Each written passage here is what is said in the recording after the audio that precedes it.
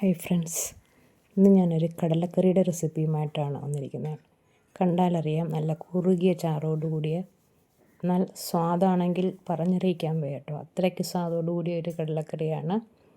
അപ്പോൾ ഇതൊരു പ്രത്യേക രീതിയിലാണ് തയ്യാറാക്കിയിരിക്കുന്നത്. അതെങ്ങനെയാണെന്ന് നമുക്ക് കണ്ടു നോക്കാം.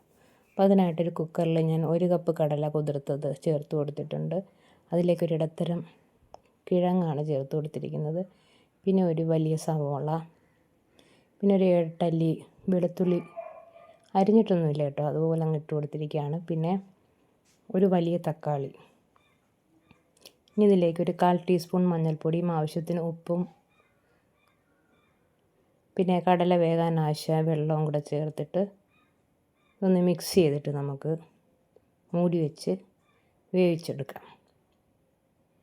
അപ്പോൾ ഞാൻ കുക്കർ എടുത്ത് സ്റ്റൗവിൽ വെച്ചിട്ടുണ്ട്. ഇനി ഒരു 7-8 വിസിലെങ്കിലും കേൾക്കണം കേട്ടോ, എന്നാലേ നന്നായിട്ട് വെന്ത് കിട്ടത്തുള്ളൂ. അപ്പോൾ അതവിടെ ഇരിക്കട്ടെ. ഇവിടെ കടലയൊക്കെ വെന്ത് വന്ന് മാറ്റി വെച്ചിട്ടുണ്ട്. ഒരു പാൻ അടുപ്പിൽ വെച്ച് ചൂടായി വന്നപ്പോൾ കുറച്ച് വെളിച്ചെണ്ണ അതിലേക്ക് ഒഴിച്ചു കൊടുത്തിട്ടുണ്ട്. എണ്ണയൊന്ന് ചൂടായി വരുന്ന സമയത്ത് 1 ടീസ്പൂൺ കടുക് ഇട്ട് കൊടുക്കാം. കടുകൊന്ന് പൊട്ടി വരട്ടെ. കടുകൊന്ന് പൊട്ടി വരുന്ന സമയത്ത് ഒരു 1/2 ടീസ്പൂൺ പെരിഞ്ജീരകം കൂടി ചേർത്ത് കൊടുക്കാം.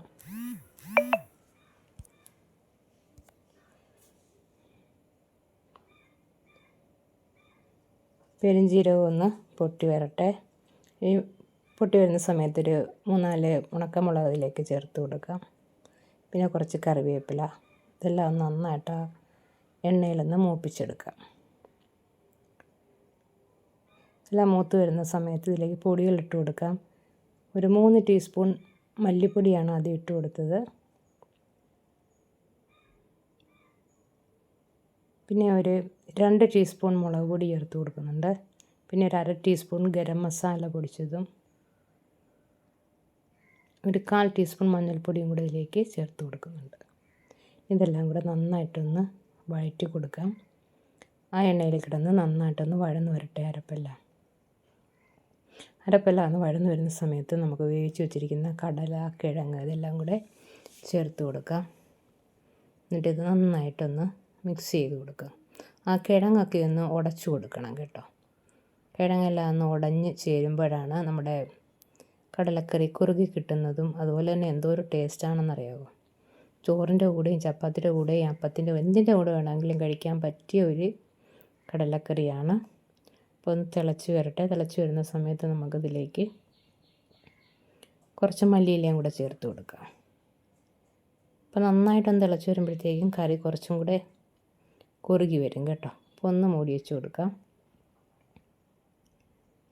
മൂടി വെച്ചൊരു 5 മിനിറ്റ് കഴിഞ്ഞ് നോക്കിയപ്പോൾ കറിയെല്ലാം വറ്റി വന്നിട്ടുണ്ട്. ഇത്രയേ ഉള്ളൂ. ഇനി നമുക്ക് മല്ലിയിലയും കൂടെ ഇതിലേക്ക് ചേർത്ത് കൊടുക്കാം. ഇനി ഈ ചട്ടിയിലിരുന്ന് തന്നെ കറി കുറച്ചും കൂടി കുറുകി വരും കേട്ടോ. അപ്പോൾ ഇത്രയേ ഉള്ളൂ. എല്ലാവരും ഇത് ട്രൈ ചെയ്ത് നോക്കണം. ഇഷ്ടപ്പെടുന്നെങ്കിൽ ലൈക്ക് ചെയ്യും, ഷെയർ ചെയ്യും, കമൻറ്റ് ചെയ്യും, ചാനൽ സബ്സ്ക്രൈബ് ചെയ്യാൻ വേണം കേട്ടോ. അതോടൊപ്പം തന്നെ ഹൈപ്പ് കൂടി ചെയ്യണേ. Okay, thank you.